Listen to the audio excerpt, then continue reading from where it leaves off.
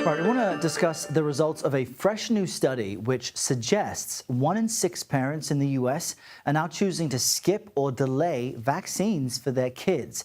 This is according to a new poll conducted by the Washington Post and health researchers at KFF. It excludes vaccines for COVID or flu, but found 9% of parents are skipping polio or MMR shots for their kids. Parents cited concerns about side effects and perceived risks from the shots themselves. Live from Las Vegas, it's Dr. Dyan Hes. She's a pediatrician and medical director of Highline Modern Medicine. Good morning, Dr. Hes. The study is interesting because it suggests the vast majority of American parents still support immunizations. But as someone like you who's worked as a pediatrician for the last 25 years, how concerning is this 1 in 6 figure? Oh, it's frightening. I'm actually terrified because these parents don't remember or don't have an idea of what these diseases are or were. And what always gets me is that when there is a measles outbreak, that as there have been recently, then all those parents in the neighborhood or in the household where they're exposed are all running to get the MMR. So they're going to end up getting the MMR when there's an outbreak anyway. So why don't they do it to prevent outbreaks? This is just counterintuitive to me. Well, let's dig into the why. I mean, you actually agree with some of Health Secretary RFK Jr.'s positions on things like food additives, for example.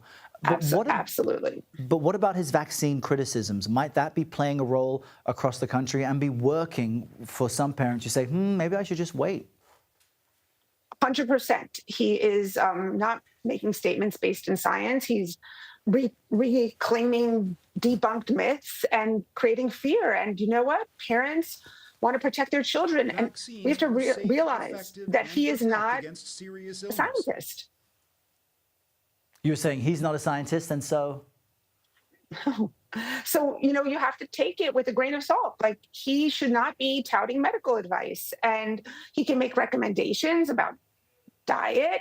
But when it's public health policy, we have people who have been doing research in vaccines for years and years. And yes, you can question science. I'm all about questioning science. And my personal beliefs about the COVID vaccine have changed, at least for children, for sure.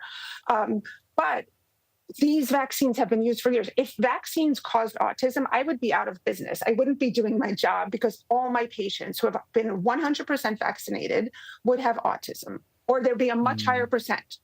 Right. And they're not. Right. Just before we run out of time, I want to, for what do you tell patients who have questions about vaccines? And what do you suggest to people who might have these concerns and they just don't trust their doctor? They're unwilling to ask their doctor about it. What should people do? Well, we try to work with families. So we try to educate them. We give them sources. I show them videos. I talk with them. The problem is time. That's the truth, because most pediatricians are so overworked that they don't have time to have these conversations. And then let's rethink this. Let's bring your child back in 2 weeks. I'd rather get somebody vaccinated than not vaccinated at all. Okay, you don't want to do 3 vaccines today, which actually the studies show that they work better given together. Let's do 1 today. I believe actually that bringing the child back every 2 weeks for a shot or every month for a shot causes much more anxiety about going to the doctor than any side effect from a vaccine.